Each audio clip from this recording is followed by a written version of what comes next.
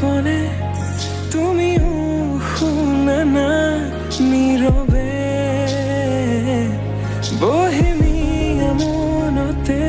স্মৃতিবোৰ সাঁচিছো আঁকোৱালি লোৱা না চৌপাশে প্ৰহেলিকা হৈ মোৰ কাষলৈ আহা না এবাৰ খোজে খোজে থাকিব মৰম উশাহ নামিছে বুকু কঁপিছে তোমাকে দেখি দুটি নয়নৰ কি যে সৰম